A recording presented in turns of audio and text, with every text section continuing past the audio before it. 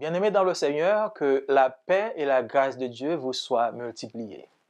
C'est encore un honneur pour moi de vous souhaiter la bienvenue sur notre plateforme Le Point. Aujourd'hui, nous allons baser notre méditation sur la parabole des 10 vierges. Mais cependant, pour l'économie du temps, on ne va pas lire tous les versets. On va seulement lire un seul verset tiré du livre de Matthieu, chapitre 25, le verset 13. Et nous lisons: « Veillez donc, puisque vous ne savez ni le jour, ni l'heure. » Veillez donc, puisque vous ne savez ni le jour, ni l'heure.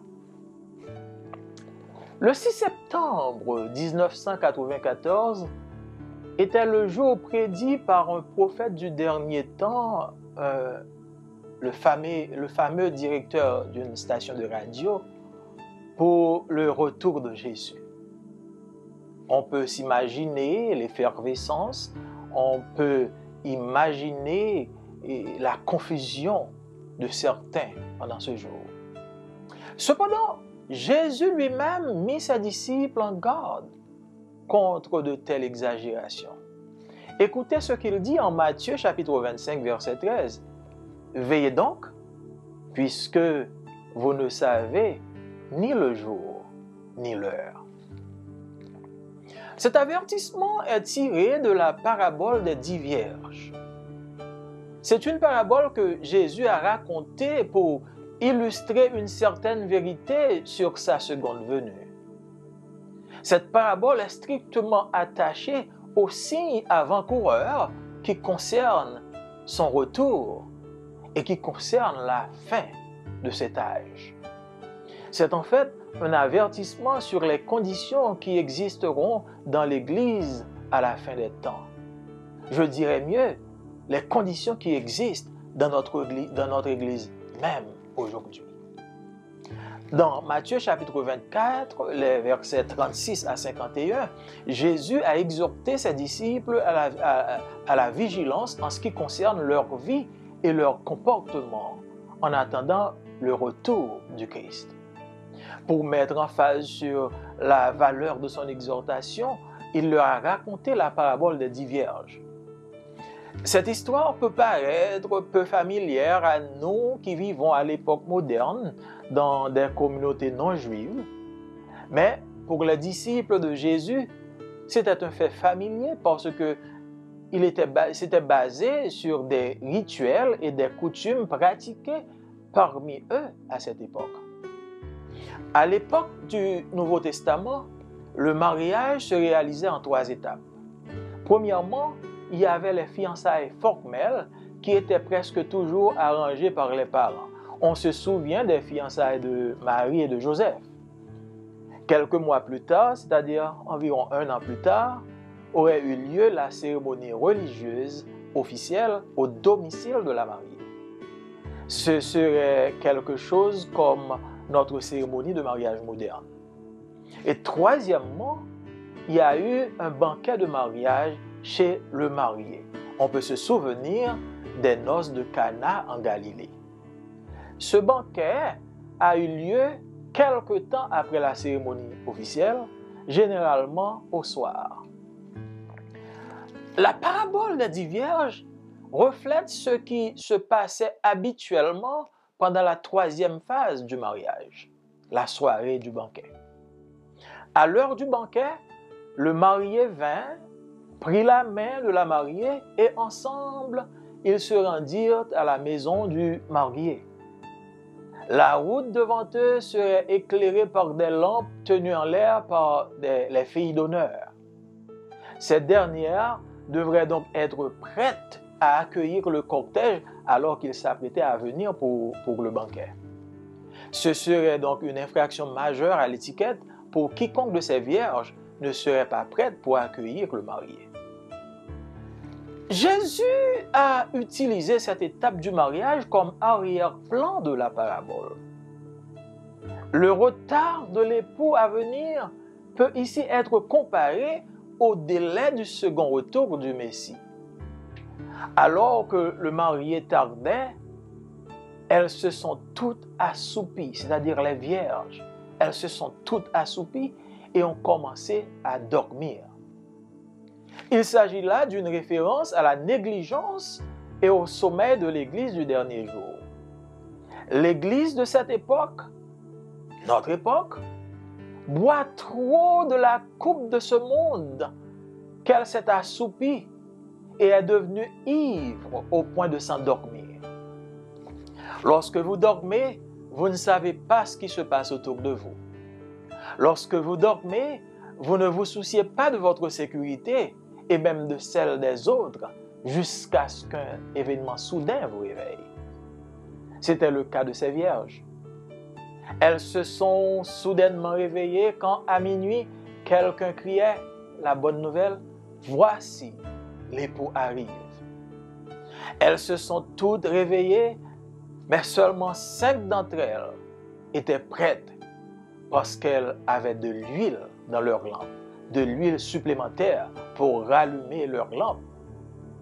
Les 5 autres ne l'étaient pas parce que leur lampe était vide. Alors, elles allaient acheter de l'huile.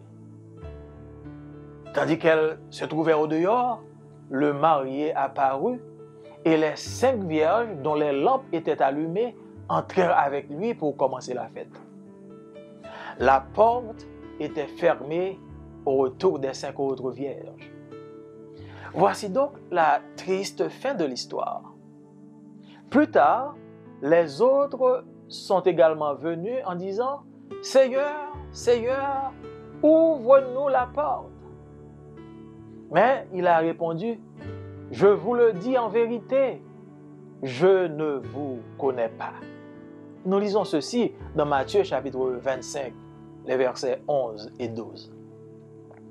Ici, Jésus fait référence à sa seconde venue. Au verset 13, il dit « Veillez donc, puisque vous ne savez ni le jour ni l'heure. » Veillez, puisque vous ne savez ni le jour ni l'heure. Cette parabole est une illustration de la réalité de la seconde venue du Seigneur. Chaque élément de l'histoire révèle une information cruciale. En étudiant cette parabole, j'ai été frappé par une phrase du verset 10.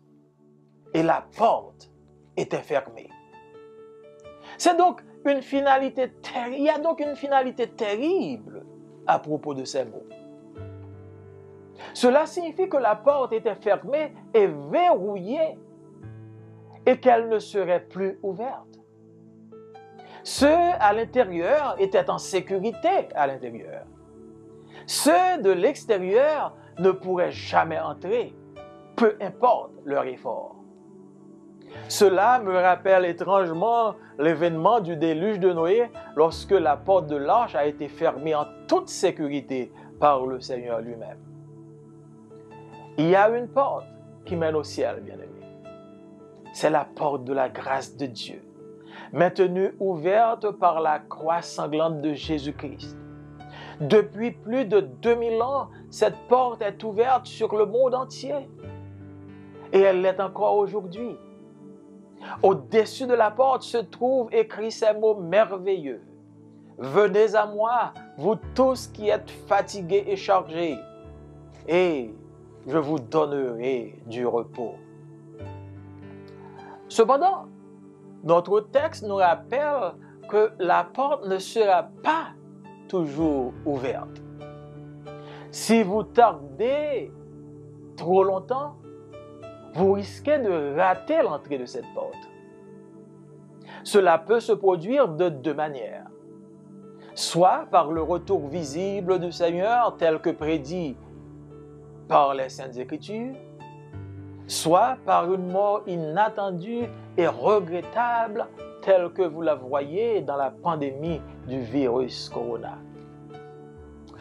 Nous pouvons être certains que la mort ferme la porte de la grâce de Dieu, car une fois que nous mourrons, la seule chose qui reste est de comparaître devant le tribunal de Dieu pour le jugement, selon Hébreux chapitre 9, verset 27. Il n'y a pas de seconde chance au-delà de la mort pour ceux qui n'avaient pas de temps pour Jésus dans cette vie. Une fois que vous mourrez, la porte est fermée pour toujours. Il faut la franchir maintenant ou jamais. Quelle sera donc votre décision, mon ami, après avoir entendu ce message? Certains d'entre vous jurent que vous ne donnerez pas votre vie à Christ parce qu'il y a trop d'hypocrites dans l'Église. J'ai une bonne nouvelle pour vous. Les hypocrites sont partout. Jésus a donné cette parabole juste pour vous. Regardez comment il a commencé l'histoire.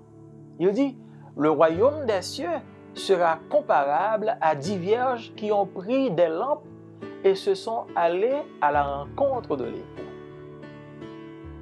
5 d'entre elles étaient folles, c'est-à-dire insensées, stupides, naïves, incrédules. Et 5 étaient prudentes, c'est-à-dire réfléchies, sages, pensives.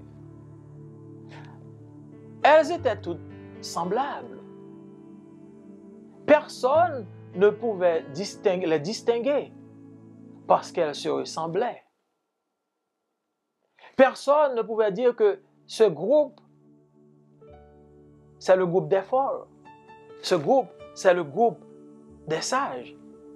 Parce qu'elles ressemblaient toutes ensemble à la surface. Elles paraissaient toutes être également préparées pour la venue de l'époux. Cependant, leur véritable identité a été révélée à la venue du marié. Chers amis, c'est la même chose pour l'Église actuelle. Ce n'est pas à vous et à moi de fonder notre décision sur ce que nous percevons de l'Église. La Bible dit que toutes les âmes sont à moi. L'âme du Père aussi bien que l'âme du Fils est à moi. L'âme qui pêche, c'est celle qui mourra. Ézéchiel chapitre 18, verset 4. Mon ami, le moment est venu de prendre la bonne décision. Demain, peut-être, sera trop tard. Regarde autour de toi. Prends la température du monde. Le monde brûle à haute température. Le Créateur du monde viendra pour réinitialiser, pour refixer le thermostat. Il vous invite dès maintenant à entrer dans son royaume avant qu'il ne soit trop tard. Aujourd'hui, la porte du salut est grande ouverte. Un jour, elle sera fermée pour toujours. Faites en sorte que vous soyez à l'intérieur quand ce jour vient. Ce serait regrettable que vous soyez exposé à la prédication de l'Évangile pendant tout ce temps, mais vous avez endurci vos cœurs, vous n'avez jamais répondu à l'appel. Demain sera trop tard. La porte de la grâce est ouverte aujourd'hui. Qui que vous soyez, où que vous soyez, il est possible d'entrer par cette porte. Et maintenant, je vais vous inviter à prier avec moi. Pensez à ce moment comme une dernière chance que vous avez à recevoir Jésus comme votre Sauveur et votre Maître. Ensemble, courbons nos fronts et approchons-nous du trône de la grâce. Seigneur Dieu, trois fois saint, merci pour ta grâce, merci pour ce message, merci pour cette exhortation. La porte de la grâce est ouverte. Nous voulons te dire merci parce que nous sommes sûrs qu'il y a quelqu'un quelque part qui est en train maintenant de prendre la décision d'entrer par la porte de la grâce. Merci Seigneur. Écris son nom dans le livre de la vie. Pardonne ses offenses et permets que dès ce jour, il soit appelé enfant de Dieu. Nous te disons merci et nous te donnons gloire au nom de Jésus. Amen. Merci de nous avoir suivis et vous connaissez déjà le rituel. Aimez, partagez et abonnez-vous. Que Dieu vous bénisse.